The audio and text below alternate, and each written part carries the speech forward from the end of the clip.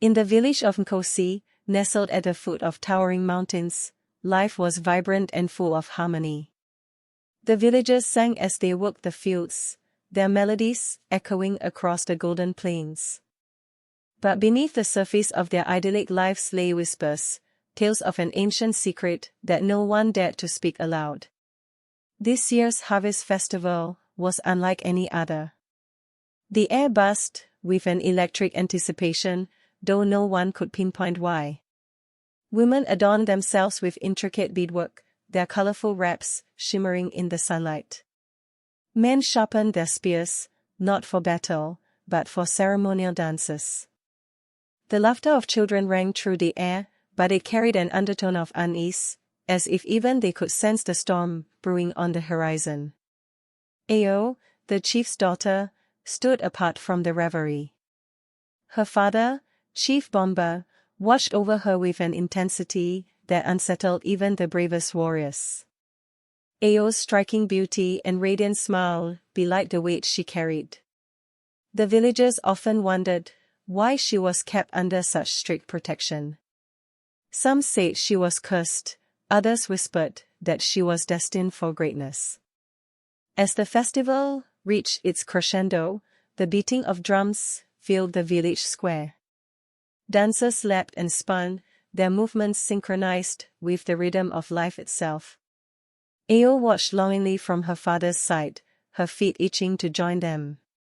But Chief Bomba's firm grip on her arm was a silent warning. Then, the unthinkable happened. From the shadows beyond the firelight, they emerged, silent figures, cloaked in darkness, their faces obscured by intricate masks. The masked warriors. Their arrival was so sudden, so seamless, that at first, no one noticed. But when Sal let out a gasp, all eyes turned to the intruders. They moved like phantoms, their steps unnaturally silent. In an instant, the joyous festival turned to chaos. Screams erupted as villagers scrambled to flee, but the warriors were not after the crowd. They moved with deadly precision, their focus singular. They were after Ao. Chief Bomba roared, unsheathing his ceremonial sword, but the masked warriors were faster. Before anyone could react, they seized Ao and melted into the night, leaving behind nothing but trampled grass and the echoes of her terrified cries. Wanda barely registered the panic in the square as he charged after the masked figures, his feet pounding against the dry earth. The festival's vibrant drumming and joyous laughter faded into the background, replaced by the hammering of his heart in his ears. He clutched his spear tightly, his knuckles white with determination. Every fiber of his being screamed one truth: Ao needed him, and he would not fail her. The kidnappers moved with unnerving speed, their shadows flickering through the trees like ghosts. The village disappeared behind him as he plunged into the dense forest. The transition was jarring. The sunlight that had bathed the square was swallowed by the thick canopy above, plunging the woods into an eerie twilight. Twisted branches reached out like skeletal hands, their claw-like tips snagging at his clothes and tearing at his skin. The forest wasn't silent. Low whispers seemed to drift from nowhere and everywhere, mingling with the crunch of leaves and the snap of twigs under his feet. A cold wind slithered through the trees, carrying with it a faint but unsettling hum. "Wanda," a voice called behind him. He turned briefly to see Baba and a group of warriors sprinting to catch up. The village's fiercest fighter moved with ease through the uneven terrain, his eyes sharp and focused. The others, though determined, looked uneasy, their grip on their weapons unsteady. "What are you doing here?" Wanda demanded, his voice a mixture of relief and urgency. Baba didn't slow. "You think you can face the masked warriors alone? We're coming with you." "They're taking her deeper into the forest," Wanda said, his voice catching. "We can't let them disappear." Bulba's gaze darkened. If they've gone this far, they're heading to the Forbidden Temple. Wanda slowed, his chest heaving. The Forbidden Temple? Why there? What do they want with her? Bulba hesitated, his normally unflinching demeanor cracking slightly. There's something about Ao, something tied to the royal bloodline. The temple is old, older than this forest, older than the village. Its power has been sealed for centuries, and it can only be unlocked by the blood of the royal line. Wanda's heart stopped. The implications were chilling. His sister wasn't just a victim, she was the key to something far greater, far more dangerous than he could comprehend. But there was no time to dwell on the revelation. The forest seemed to grow darker with every step. The trees loomed larger, their trunks gnarled and twisted, as if alive. The whispers grew louder, more insistent, taking on a sinister tone that sent chills down his spine. The group pressed forward, their movements cautious but urgent. Bulba took the lead, his blade glinting faintly in the dim light. Wanda followed closely, his eyes darting around, searching for any sign of the masked man. They passed a cluster of ancient stones, covered in moss and etched with strange symbols that glowed faintly as they walked by. The air grew colder, and the ground beneath their feet felt damp and soft, as though the earth itself had begun to decay. Suddenly, a shrill cry pierced the air. The group froze, their weapons raised. The sound came from somewhere ahead, a mix of pain and fear. Wanda's stomach twisted. "Ao!" he shouted, his voice echoing through the forest. "Quiet!" Bulba hissed, grabbing his arm. "You draw them to us." "I don't care." Wanda snapped, pulling free. That was her. Before Bulba could stop him, Wanda sprinted forward, weaving through the trees. The warriors exchanged a tense glance before following him, their steps as silent as they could manage. As Wanda ran, the forest seemed to shift around him. The path twisted and turned in ways that didn't make sense, and he found himself stumbling over roots and rocks that hadn't been there moments before. The oppressive whispers returned, louder now, almost deafening. Finally, he burst into a small clearing. The Forbidden Temple stood before him, its massive stone structure rising from the earth like a wound in the landscape. The walls were covered in strange carvings that pulsed with a dim, sickly light. Vines crept up its sides, their tendrils riding like snakes. The air around it buzzed with an unnatural energy, making Wanda's skin crawl. The rest of the group arrived moments later, their expressions grim. "We're too late," Bulba muttered, his voice barely audible. Wanda's chest tightened. "What do you mean?" "They're inside." Bulba nodded, his eyes fixed on the temple's looming entrance. "The temple isn't just a place. It's alive, and it doesn't like intruders. Once inside, it will do everything it can to keep us out, or trap us forever." Wanda tightened his grip on his spear. His fear was overshadowed by his determination. "Then we go in." The group exchanged uncertain glances. The whispers around them grew louder, almost mocking. Bulba took a deep breath, his jaw set. "Stay close. And whatever you do, don't lose sight of each other." With that, they stepped toward the temple, its shadow swallowing them whole. The forest behind them seemed to sigh in relief, as if glad to be rid of them. But Wanda couldn't shake the feeling that the real danger wasn't ahead, it was already watching them. The temple loomed before them, a towering monolith of forgotten stone and shadow. Every inch of its crumbling walls bore intricate carvings, patterns that twisted and shifted like living things.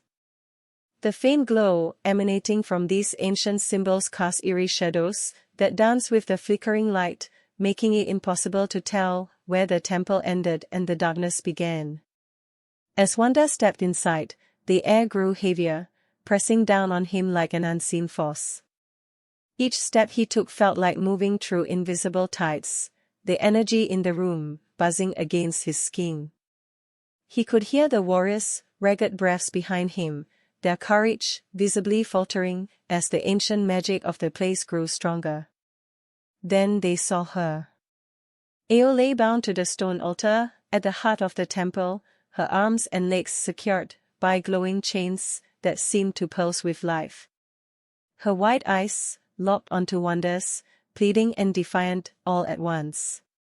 The golden mask rested just above her head on a pedestal, its surface shimmering as though alive, casting strange beams of light onto the altar below. Around her, the masked warriors stood like sentinels, their silent presence suffocating. Each one wore a mask carved from obsidian, their forms blending into the shadows as though they were born from them. They neither moved nor spoke, yet their stillness was unnerving, a silent warning of the storm that was about to unfold. And then there was Kola. At the center of the warriors, the leader of the masked warriors stood with an air of undeniable authority. His silver mask caught and reflected the pulsing light from the walls, giving the illusion of a face that shifted and changed. Unlike his subordinates, Kola's every movement exuded purpose, his very presence radiating danger. "You're too late," Kola said, his voice calm, almost dismissive. But beneath the composure was an edge of malice, a threat wrapped in steel. Wanda stepped forward, gripping his spear tighter. "Let her go." His voice echoed through the chamber, but even as it left his lips, he could feel the futility of his demand in the oppressive atmosphere. Kola tilted his head, a motion that felt almost reptilian. "You don't even know what she is, do you?" His words hung in the air, a sinister amusement dripping from every syllable. "Your sister isn't just a princess. She's the key. Her blood carries the weight of an ancient promise, one your family has tried to bury for centuries.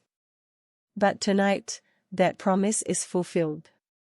Before Wanda could react, the temple began to tremble. The carvings on the walls lit up, their faint glow surging into a blinding brilliance that made everyone shield their eyes. A low hum resonated through the chamber, growing louder and deeper, vibrating in their very bones. The warriors behind Cole fell to their knees, their heads bowed in reverence, their masks tilted toward the altar as though they were praying to some unseen god. "What are you doing to her?" Wanda shouted over the deafening hum. He took a step forward, but the air seemed to push him back, thick and unyielding. Koae raised his hands, palms outstretched, as though conducting the energy of the room. "The key is unlocking what has been hidden for generations." The mask, he gestured toward the golden artifact hovering above Ao's head, is merely the gateway. It is her blood that will awaken the true power beneath this temple. "No." Wanda lunged, but an invisible force slammed him to the ground, his spear clattering out of reach. The altar began to glow, runes carved into its surface, igniting one by one. Ao's breathing quickened as the glowing chains binding her began to tighten, their light intensifying until it was almost unbearable to look at. "Stop this!" Wanda shouted, struggling to rise, but his body refused to move, pinned by the oppressive energy of the temple. Kola looked down at him, his silver mask gleaming. "You still don't understand, do you? This isn't something you can stop. The key was destined to fulfill this ritual, whether you came here or not. But don't worry," he said with a cold chuckle, "you'll witness history unfold before the temple claims you as well." The ground beneath the altar began to split, cracks forming in the stone and releasing a blinding golden light. Strange symbols danced in the air, rising from the fissures like smoke, whispering incomprehensible words that made Wanda's head throb. And then Ao screamed. It wasn't a scream of fear, it was something deeper, primal, as though her very soul was being drawn out of her. The light from the altar engulfed her, and for a moment, it seemed as though the entire temple would collapse under the weight of the energy it contained. But Wanda wasn't ready to give up. Through sheer force of will, he began to crawl toward his sister, every inch forward feeling like a mile. "Ao!" he cried out, his voice breaking. And then, just as he reached the edge of the altar, the golden mask began to descend toward her, and the hum grew deafening. Kola stepped back, his voice reverent as he whispered, "The awakening begins." What came next would decide, not only Ao's fate, but the destiny of the entire village of Nkosi, and perhaps even the world. Boba seized Wanda's arm, his grip trembling with urgency. "We must stop them now. If the temple awakens, it will unleash a power too great for anyone to control, a force that could destroy everything we know." Wanda's thoughts raced, the pieces of the puzzle clicking together in a horrifying realization. The glowing symbols, the trembling earth, Kola's cryptic words, it wasn't just a ritual. It was a summoning. The masked warriors weren't just kidnappers or zealots, they were vessels for something far older, far darker, than anything he could comprehend. But then he saw Ao. Amidst the chaos, her eyes locked with his. And what he saw wasn't fear, it was resolve. A strength that seemed out of place, radiating from her in waves, as though the chaos had unlocked something deep within her. "Ao!" he shouted, desperation laced in his voice. "What do we do?" Her gaze didn't waver, and her voice, when it came, was steady and commanding. "Trust me, Wanda." Before anyone could move, Ao wrenched herself free. The glowing chains binding her shattered like glass, sending shards of light scattering into the air. Gasps echoed through the chamber as even Kola faltered, his confidence visibly shaken.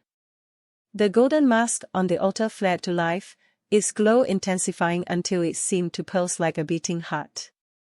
Ao stepped toward it, her movements deliberate, as though something unseen was guiding her. "No!" Kola bellowed, surging forward. His silver mask gleamed with fury as he extended his hand, conjuring a wave of dark energy to stop her. But Wanda moved first. With a shout that tore through the air, he hurled his spear, his aim true. The weapon pierced Kola's chest, the force of it driving the masked leader to his knees. He let out a strangled gasp, his hands clawing at the spear as his silver mask cracked and fell to the ground. Beneath it was a face, both human and monstrous, twisted by years of greed and the dark magic of the temple. As Kola collapsed, the warriors, who knelt behind him, let out a collective scream. Their masks shattered, revealing hollow, shadowy forms that dissolved into the air, leaving nothing but silence. Ao reached the altar. Her fingers trembled as they brushed against the golden mask. She hesitated, glancing back at Wanda.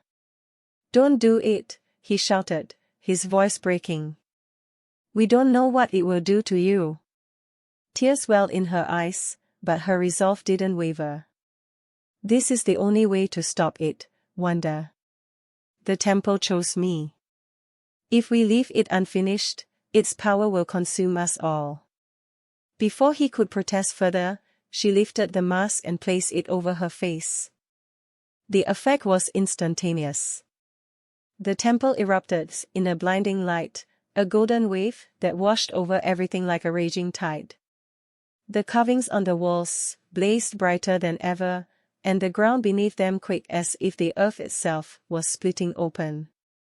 The remaining masked warriors screamed, their forms disintegrating into wisps of shadow, carried away by the roaring energy. Wonder shielded his eyes, his heart pounding in his chest. "Ayo!" he called out, his voice lost in the roar of the temple's awakening. And then, just as suddenly as it began, the light dimmed, and the trembling ceased. When Wanda opened his eyes, the chamber was unrecognizable. The glowing carvings had faded, the altar crumbled into dust. The once vibrant temple now felt hollow, its ancient power drained. In the center of it all stood Ayo, her form glowing faintly. The golden mask still rested on her face, its light dimming with every passing second. Slowly, she removed it, revealing a face changed, not by scars, but by the weight of what she now carried. Wonder rushed to her, gripping her shoulders. "Ayo, are you?" "I'm fine," she interrupted, though her voice was distant, almost hollow. She looked at the mask in her hands, her expression unreadable. "The temple's power, it's inside me now." Boba stepped forward, his face grim. "What does that mean?" Ayo turned her gaze to the horizon, where the first rays of dawn broke through the trees. "It means the temple is silenced, for now. But this power comes with a cost." Her voice cracked, and tears slipped down her cheeks. "I can feel it. It's a part of me now. And I don't know if I'll ever be free of it." Wanda's throat tightened. "You saved us," he whispered, his voice heavy with both gratitude and guilt. "But at what price?" Ayo turned to him, her expression soft yet firm. "The price was worth it if it means our people are safe. But we can never forget what happened here. Power like this, it should never have existed." The golden mask crumbled in her hands, turning to ash that was swept away by the wind. The forest around the temple was silent, its haunting energy replaced by an uneasy calm. As they left the ruins behind, Wanda glanced at his sister. She walked with a quiet determination, but he couldn't shake the feeling that the temple's influence had left something behind, something that would change her forever. The village of Nkosi would survive, but its innocence had been shattered. The lesson was clear: some secrets are better left buried, and the cost of tampering with ancient forces is a burden no one should have to bear.